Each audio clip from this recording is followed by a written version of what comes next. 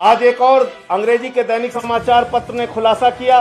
Bharatiya Janata party के लोग कल से बार बार पूछ रहे थे बगल की जमीन का रेट पता करो।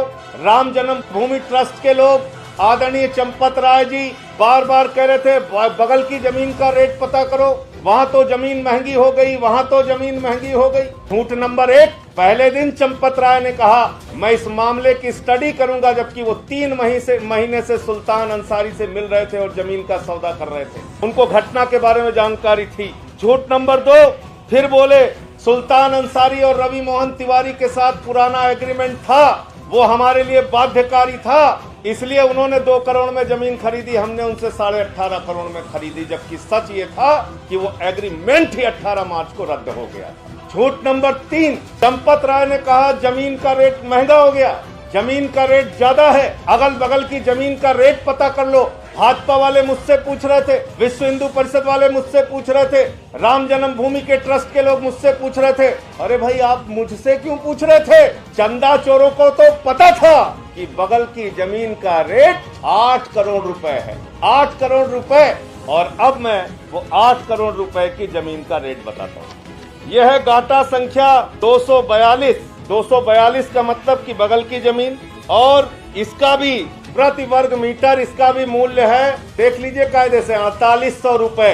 जो जमीन राम जन्मभूमि ट्रस्ट ने रवि मोहन तिवारी और सुल्तान अंसारी से खरीदी, उसका भी रेट है प्रति वर्ग मीटर 4800 रुपए, यानी जमीन बिल्कुल आसपास की है।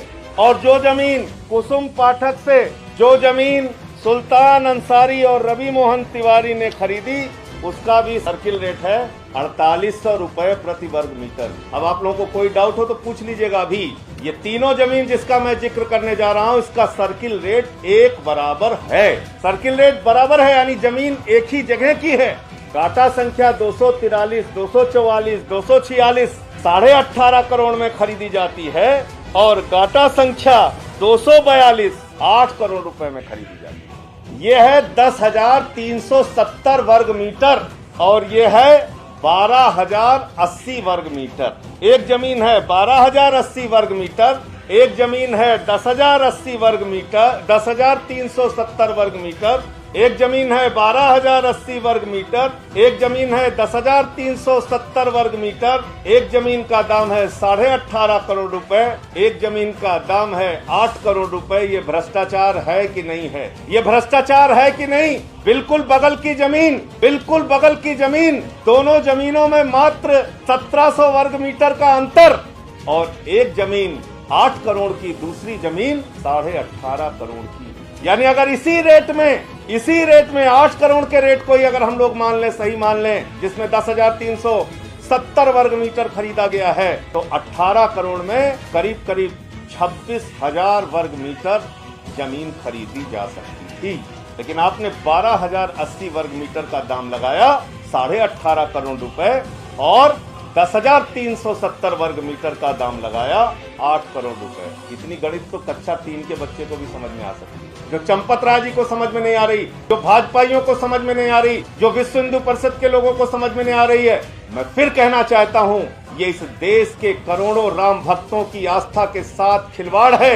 मैं फिर से कहना चाहता हूँ, ये प्रभु श्री राम के मंदिर में घोटाला और भ्रष्टाचार है। मैं फिर से कहना चाहता हूँ, प्रभु श्री राम का मंदिर अगर नहीं बन पा रहा है तो इसलिए नहीं बन पा रहा है क्योंकि राम मंदिर के नाम पर घोटाला और भ्रष्टाचार किया जा रहा है।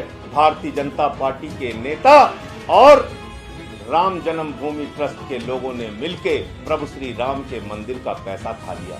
भाजपा के नेताओं को देश और दुनिया के करोड़ों हिंदुओं से माफी मांगनी चाहिए। ये 16.5 करोड़ रुपए इन बेईमानों से वापस लेना चाहिए, क्योंकि ये इस देश के करोड़ों लोगों की गाढ़ी कमाई का पैसा है, और इन बेईमानों को पकड़कर जेल में डालना चाहिए। ये बहुत बड़े चोर हैं, और आज के कागज के बाद यह स्पष्ट हो जाता है कि एक नहीं बार बार झूठ बोला गया। चंपत राय को जब पता था कि बगल की जमीन का मूल्य 8 करोड़ है, तो मैं पूछना चाहता हूं चंपत राय जी, क्या अगर आपको अपने पैसे से यह जमीन खरीदनी होती तो आप ठीक बगल की जमीन 18.5 करोड़ में खरीदते? 10,000 वर्ग मीटर जमीन 8 करोड़ में खरीदते, और 12,000 वर्ग मीटर जमीन 18.5 करोड़ में खरीदते? क्या आप क्योंकि ये इस देश के करोड़ों लोगों की आस्था का पैसा था, क्योंकि ये इस देश के करोड़ों लोगों की गाढ़ी कमाई का पैसा था और उस पैसे में आपको भ्रष्टाचार और बेईमानी करनी थी। इसलिए ठीक बगल में 10,000 वर्ग मीटर खरीदा जाता है 8 करोड़ में और 12,000 वर्ग मीटर खरीदा जाता है 18.5 करोड़ में।